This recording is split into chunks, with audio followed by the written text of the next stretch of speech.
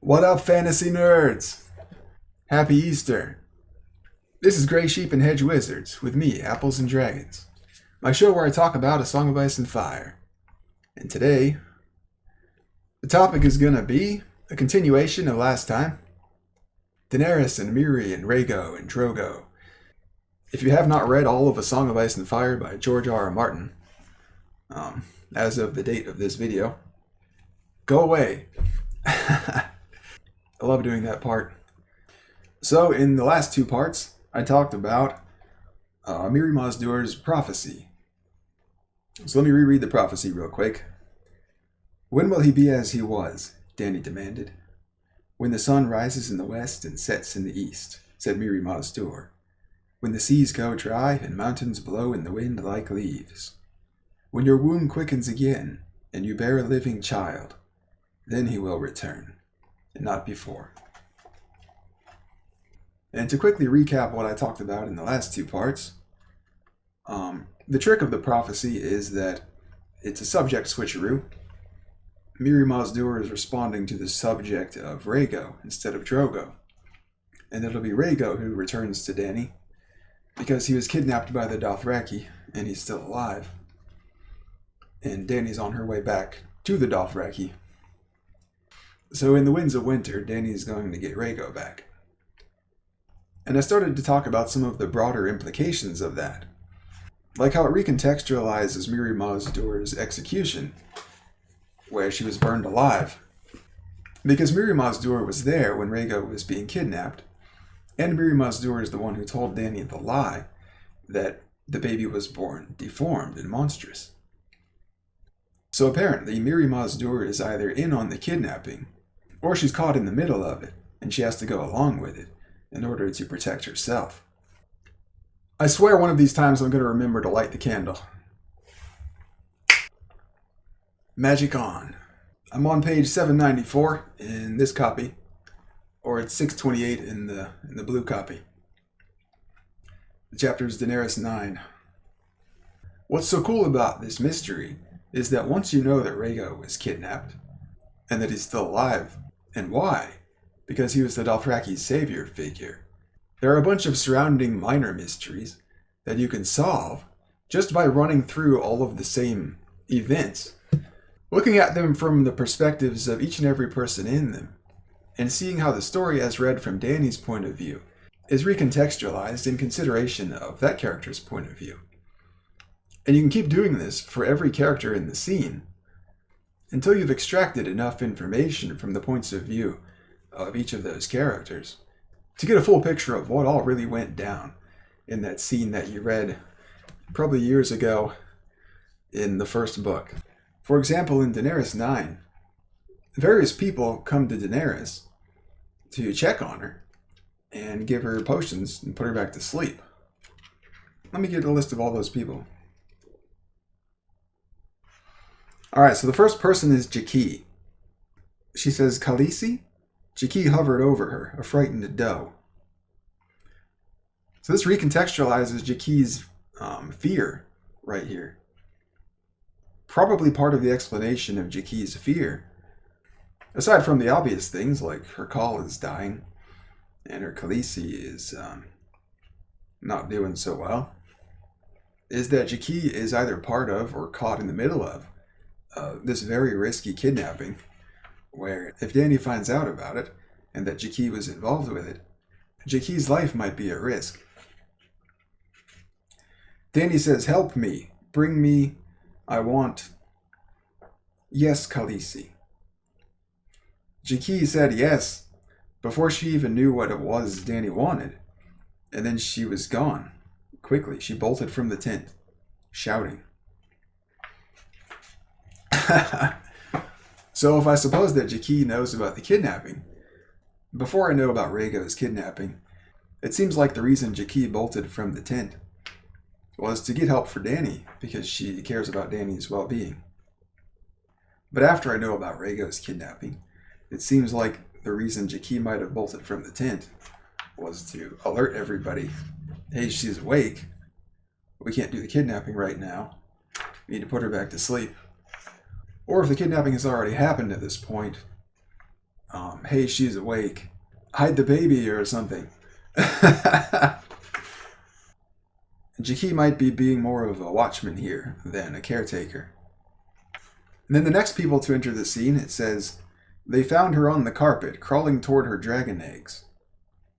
Sir Jorah Mormont lifted her in his arms. Sir Jorah's there. And Mirri Maz Duur is there. And 3 handmaids. And Jogo. So since Jackie is among the handmaids, Jackie ran off and came back with 5 other people. There's 6 people total in the tent there, with Dany. Not counting Dany.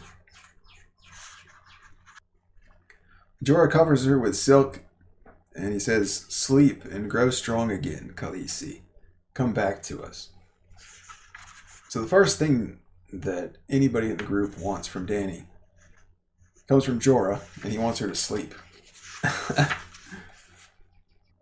And then Mirri Maz Duur tips a cup against her lips. Tasted like sour milk and something else, thick and bitter. It's warm. Then the tent grows dim, and sleep took her again. And she didn't dream, which might indicate that this was a drug. I don't know if there's a precedent in the story with dreamless sleep being associated with drugged sleep. But it's possible, it might be worth looking into.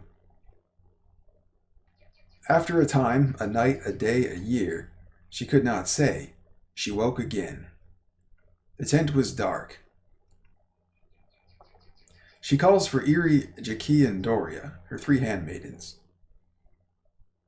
It says they were there at once. So these 3 handmaidens are stationed within shouting distance, but they're not inside the tent, and they show up immediately when Dany calls for them. Which makes sense if they care about Dany, and they're just hanging out waiting for Dany to wake up. But it also makes sense if they're keeping watch for the kidnapping. And it probably makes the most sense if it's a combination of both. Because the handmaidens have been with Dany for a long time at this point. And they're friendly. They get along well. But they're also Dothraki, which means, just like all the other Dothraki, they have the same strength of motivation to kidnap this prophecy baby. My throat is dry, she said, so dry. And they brought her water. It was warm and flat, yet Dany drank it eagerly, and sent Jackie for more. Irri dampened a soft cloth and stroked her brow. I have been sick, Dany said. The Dothraki girl nodded. How long? The cloth was soothing, but Irri seemed so sad it frightened her. Before I knew that Rhaega was kidnapped, the explanation for Irri's sadness was that she cares about Dany. But after I know about the kidnapping, it's because she has to be part of this lie that Dany's baby was killed and part of this kidnapping. Long, she whispered. When Jackie returned with more water, Mirri Maz Duur came with her, eyes heavy from sleep. Drink, she said, lifting Dany's head to the cup once more. But this time it was only wine. Sweet, sweet wine. Dany drank and lay back, listening to the soft sound of her own breathing. She could feel the heaviness in her limbs as sleep crept in to fill her up once more. Bring me, she murmured, her voice slurring and drowsy. I want to hold. Yes, the Mykie asked. What is it you wish, Khaleesi? Bring me egg. Dragon's egg. Please. Her lashes turned to lead, and she was too weary to hold them up. They put her back to sleep again. First they gave her water, which makes sense if they care about her. You don't want her to die of hydration in her drugged sleep. But then they gave her sweet, sweet wine, which, unlike water, since it has a strong taste, you can hide medicines in it that could put someone to sleep. It says when she woke the 3rd time, a shaft of golden sunlight was pouring through the smoke hole of the tent, and her arms were wrapped around a dragon's egg. So it looks like they gave her the egg after she fell asleep,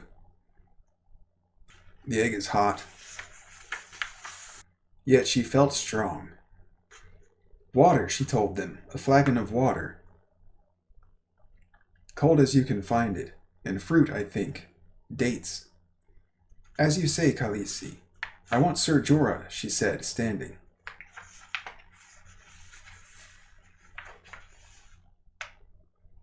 And a warm bath in Miri Mazdur and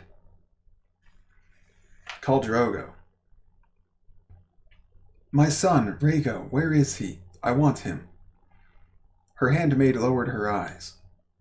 The boy, he did not live, Khaleesi. Her voice was a frightened whisper. Why is her voice a frightened whisper? Kidnapping. The call lives, Irri answered quietly. Yet Dany saw a darkness in her eyes when she said the words. And no sooner had she spoken than she rushed away to fetch water. Wow. So these handmaidens, they're quick to show up when Dany wakes up. But as soon as Dany starts asking questions, they bolt. They're just gone. Jaqi bolted. Irri's bolts. And she turned to Doria. Tell me. And Doria says, I shall bring Ser Jorah, the Lysene girl said, bowing her head and fleeing the tent. All three of the handmaidens have bolted at this point, except for Jaqi. Jaqi would have run as well, but Dany caught her by the wrist and held her captive. What is it? I must know. Drogo and my child. Why had she not remembered the child until now? My son, Rhaego. Where is he? I want him. Her handmaid lowered her eyes.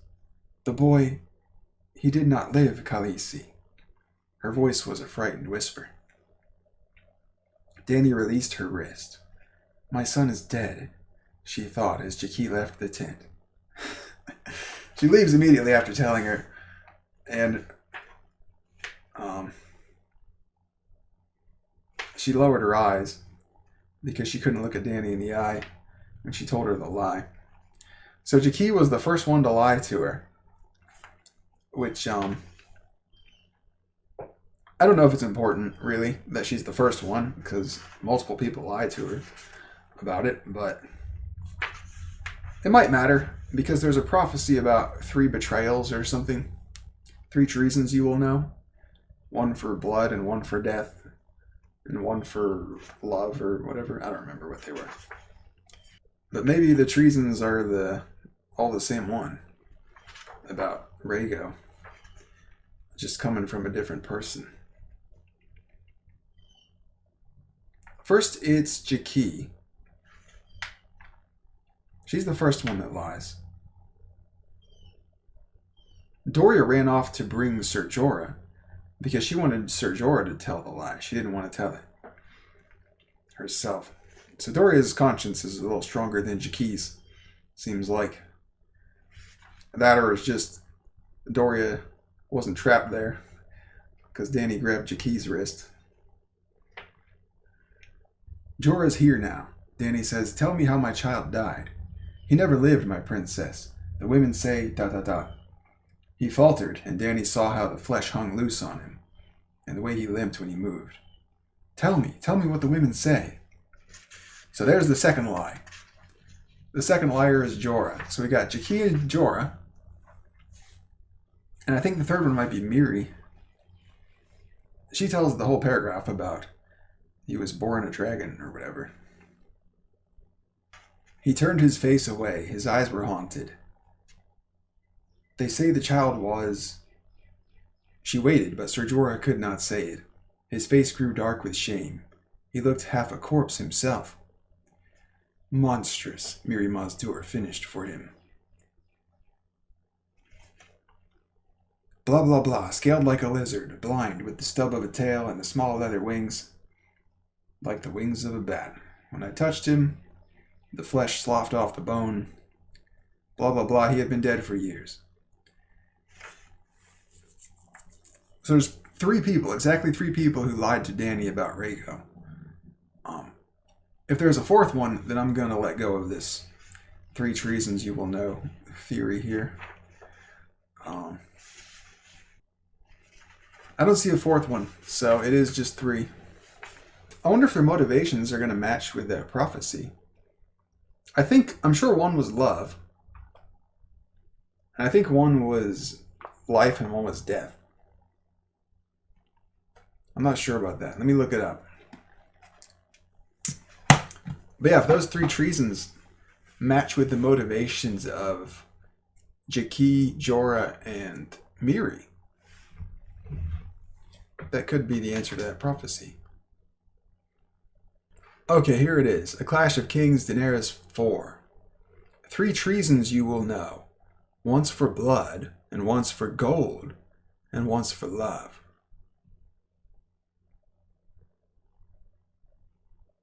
Okay. So let me think.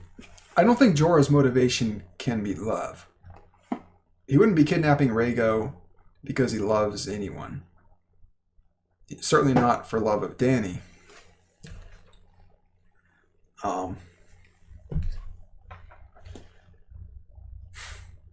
So Jorah has to be either the gold or the blood. I don't think it would be blood.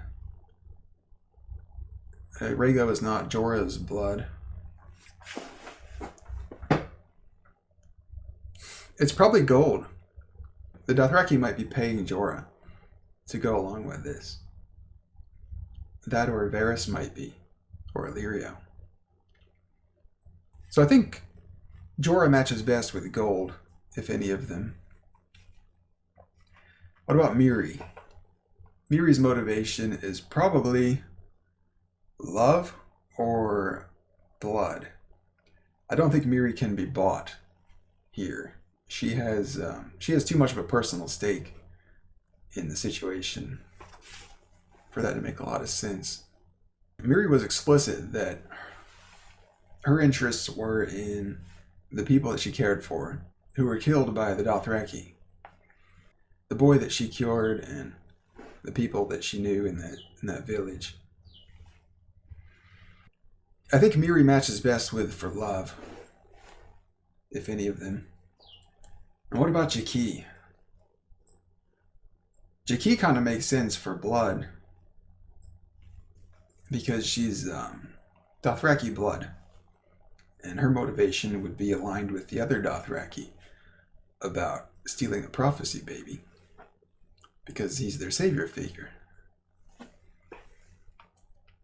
So it kind of works. So maybe that's the answer to this 3 treasons you will know. Once for blood, and once for gold, and once for love. The once for blood is Jaki, the once for gold is Jorah, and the once for love is Miri. Which is actually the order that they happened in. First Jaki lied to her, then Jorah, then Miri. Wow. That kind of works.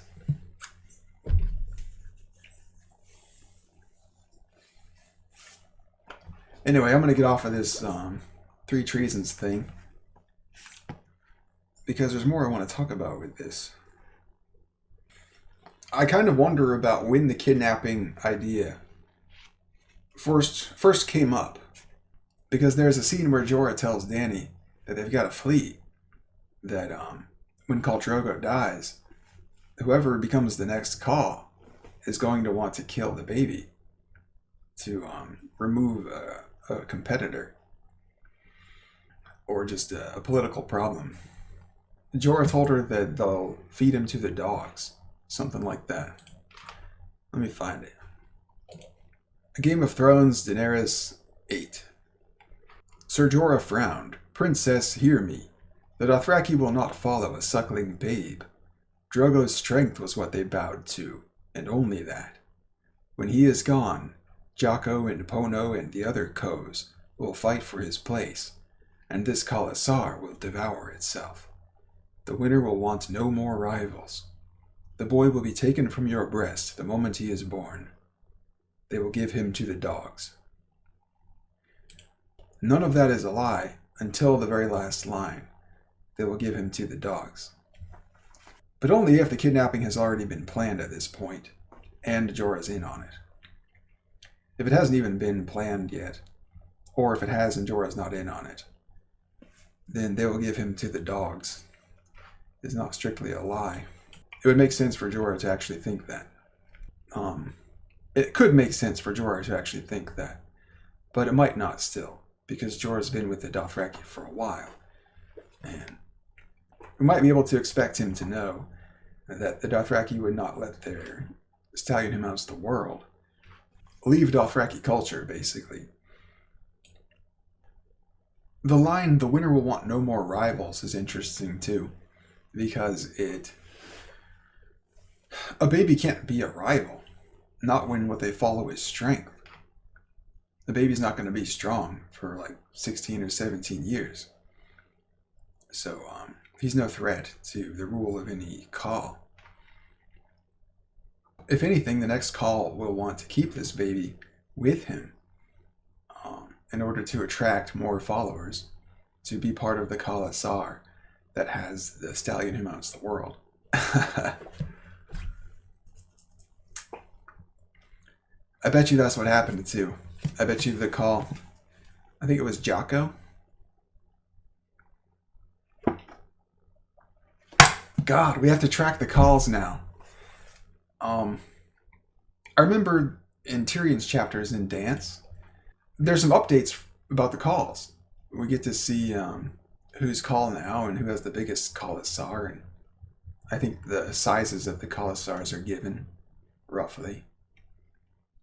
But whoever's the Khal of the biggest Khalasar in A Dance with Dragons is probably going to be the one who has Rhaego when Dany goes back. Another scene that the kidnapping completely recontextualizes is the part where Dany gives away the bride gifts to bribe the people who would become her blood riders to accept her as a female Khal, because they don't accept her at first. She gives away the weapons, and they're refusing her as Khal as she's giving him the weapons. Let me find it. It's in Dany's last chapter, Daenerys 10. Page 837 in this copy, or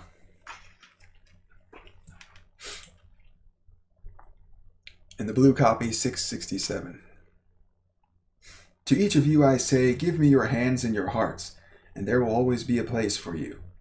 She turned to the 3 young warriors of her cause. Jogo, to you I give the silver-handled whip that was my bride gift, and name you Ko, and ask your oath that you will live and die as blood of my blood, riding at my side to keep me safe from harm. Jogo took the whip from her hands, but his face was confused. Khaleesi, he said hesitantly, this is not done. It would shame me to be blood rider to a woman. So he refuses her based on her sex, or based on a tradition about sex and leadership, where the leader of a Khalasar cannot be female. It has to be a man. I'll go, Dany called, paying no heed to Jogo's words. If I look back, I am lost. To you I give the dragon-bone bow that was my bride gift. It was double-curved, shiny black and exquisite, taller than she was. I name you Ko, and ask your oath that you should live and die as blood of my blood, riding at my side to keep me safe from harm. Aggo accepted the bow with lowered eyes. I cannot say these words. Only a man can lead a Khalasar or name a Ko. Rakara, Dany said, turning away from the refusal. You shall have the great Arak that was my bride gift, with hilt and blade chased in gold. And you too I name my Ko, and ask that you live and die as blood of my blood, riding at my side to keep me safe from harm. You are Khaleesi, Rakaro said, taking the Arak. I shall ride at your side to Vise Dothrak, beneath the Mother of Mountains, and keep you safe from harm, until you take your place with the crones of the Dosh Khaleen. No more can I promise. She nodded, as calmly as if she had not heard his answer, and turned to the last of her champions. Ser Jorah Mormont, she said. So all 3 of her Khas refuse her as Khal at first, and accept the weapons, which normally you could take the accepting of the weapons as an acceptance of her as call, but not with the Dothraki, because the Dothraki don't understand trading. The giving of something doesn't make them feel like they owe you something in return, which was something that Illyrio or Jorah tried to explain to Viserys, but Viserys didn't understand, and it got him into trouble. Dany's lines, "If I look back, I am lost," and ignoring the refusal, show that she's aware that they are in fact refusals, and she's just going to ignore it. Ignore it and hope that the bribe works, and that the stunt she's about to pull with going into the fire to kill herself somehow works out. And it does. I think once the Dothraki see that she survived the fire and hatched dragons, their instinct to follow strength kicks in, and they just sort of all shrug, and they go, okay, I guess we'll be her blood riders then. Rakaro, the third one, he said he was going to take her back to Vai's Dothrak and escort her safely to become part of the Dosh Khaleen. And if you consider that all three of these Dothraki men are aware of the kidnapping, it looks like they were trying to return Dany to her baby without putting themselves in danger by telling Dany that her baby was kidnapped and they knew about it and they withheld it from her. Where their hope or expectation is that once Dany gets to Vai's Dothrak and is reunited with her baby, she'll no longer have the authority of a Khaleesi, now being a Dosh Khaleen. And so even if Dany did get mad about her baby being taken from her, and all of these people around her lying to her, or at least withholding the truth, she won't be able to do anything to them about it. And there's one more thing I wanted to talk about that gets recontextualized once you know that Rhaego is alive. The key to unlocking this mystery, at least the path that we took, was that Mirri Maz Duur's lines surrounding the prophecy straddle the interpretation between neutral and retaliatory, where the neutral interpretation is going to tend to be inaccessible to people who are not putting themselves in the shoes of Mirri, not trying to play the role of defense lawyer for Mirri and say, look, taken literally, Mirri's lines are neutral. She's only saying what she actually thinks. Because when you read the situation from Dany's point of view, all you can see is the subtext of those lines. And in the context of Rhaego's death, the subtext of Mirri's lines are pretty nasty. It's, you deserved this, your call deserved this, your baby deserved this, the world's a better place now that your baby's dead. All these things. But one of these lines takes on a very positive and hopeful meaning now that we know that Rhaego is alive. "This is no god's work," Dany said coldly. "If I look back, I am lost. You cheated me. You murdered my child within me." And then Mirri responds, "The stallion who mounts the world will burn no cities now. His Khalasar shall trample no nations into dust." Before I knew that Rhaego was kidnapped, this line seemed to mean that the world is a better place now that your baby is dead. But after I know that Rhaego was kidnapped and he's still alive, when I consider this line in context of the House of the Undying vision, where the copper-skinned lord with silver gold hair and a burning city at his back acquires a whole different interpretation that's completely opposite to what it seemed like. If Mirri Maz Duur's line, "The stallion who mounts the world will burn no cities now," is still true, then that's the answer to the question of why in that vision the burning city is at Rhaego's back. Maybe Rhaego is going to be the first Dothraki leader who puts the Dothraki's pillaging ways behind them and moves them into a less violent future somehow.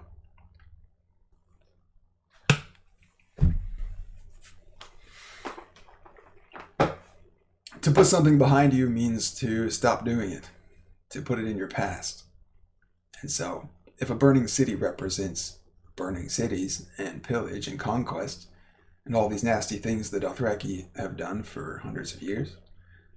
That vision could symbolize that once Rhaego is Khal, he's going to lead them into a future where the Dothraki have put all of that behind them.